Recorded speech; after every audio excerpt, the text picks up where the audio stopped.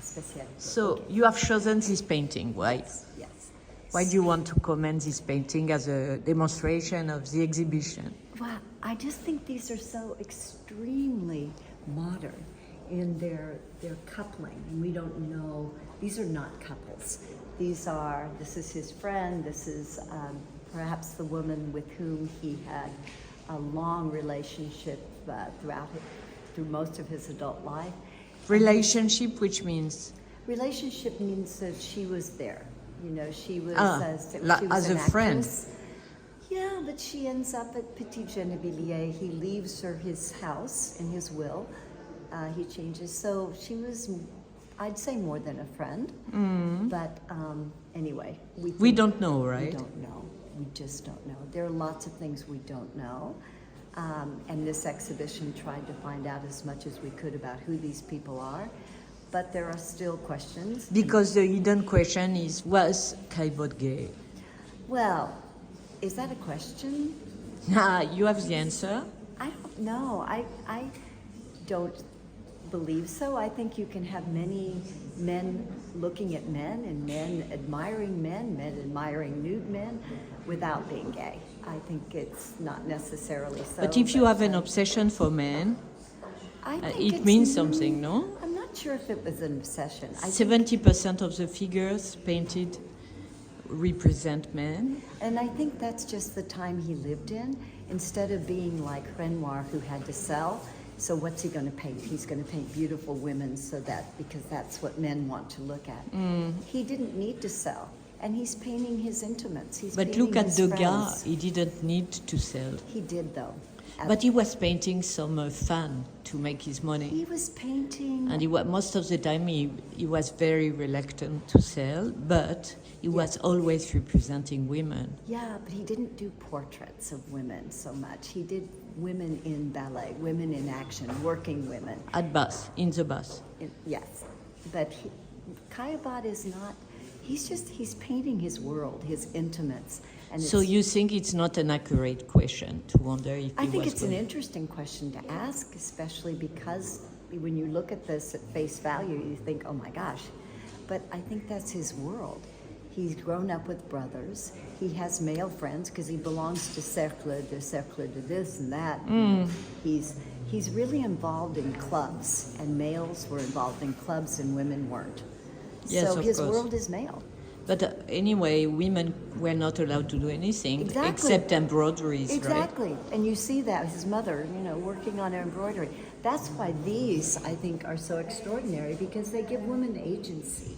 The man is the passive figure reading. She's the one looking out, she's the one looking onto the street. And she's bigger than he is, and he's pushed off to the side, which is even more extreme. But who is the man here? I think it's been said that it is Richard Gallo, who also appears over here in this one. He appears in the card game. He's in several other portraits. He's one of his friends? Very close friends. Gallo? Gallo, Richard Gallo. It sounds American. It does sound American. When you speak. No, Richard Gallo. Richard Gallo. It sounds like a wine. Anyway, so Richard Gallo, he probably is him. Yes. She's looking out. And I think both of these, if you're thinking about women in domestic interiors, you're usually thinking, as you said, as a woman sewing or a woman doing some woman thing, playing the piano, for example. But here she's reading the newspaper as he's reading the newspaper, and it's her partner who's reading a novel. And that's the reverse of what we expect. Women lisent un roman, et the men lisent un journal. This is a friend who inherited from Caillebotte, right?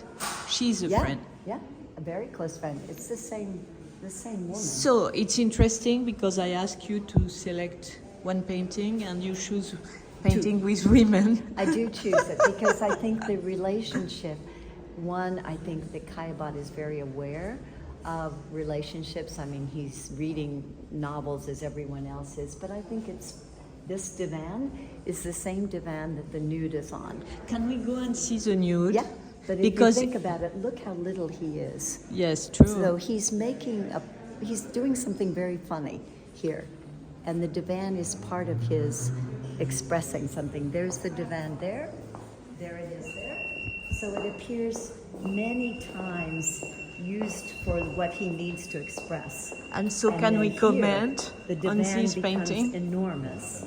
He's made the divan really a But part of it's the about painting. patterns. It's a kind of Matisse, huh? Totally. So the divan becomes one of the biggest elements of the painting. But she's not really sexy, this naked woman. She's so non-sexy.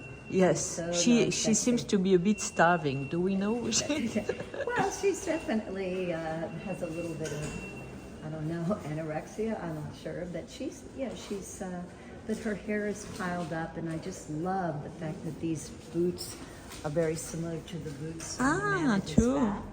And that you see just how simple her clothes are, just like the man at his back, and they've just been casually tossed.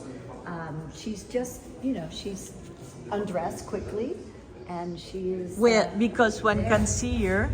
Yeah, the waistband is really crazy. And the fact that she's, she's fondling herself, And she's hiding herself. hiding herself or, relaxing after, I'm not sure. But This- anyways, this painting is not an expression of desire. Not at all, nor is it an expression of what would be expected for the male gaze. You would want the woman to be, something much more flattering, and that would be delectable for a man. This is not. This is... Why on a did he huge do that? scale. I don't know, because it's such a big scale and he never exhibited it. So He never exhibited it? no. And yet you think, wow, you're working on this scale, this is going to be for exhibition, right? No. So maybe he decided it was too intimate, even though Or it's too a big sad. scale. Maybe. I mean, she's life, if you think about it, she could be almost life size. It's almost, it's totally the anti-odalisque. Merci beaucoup. You're welcome. You're welcome.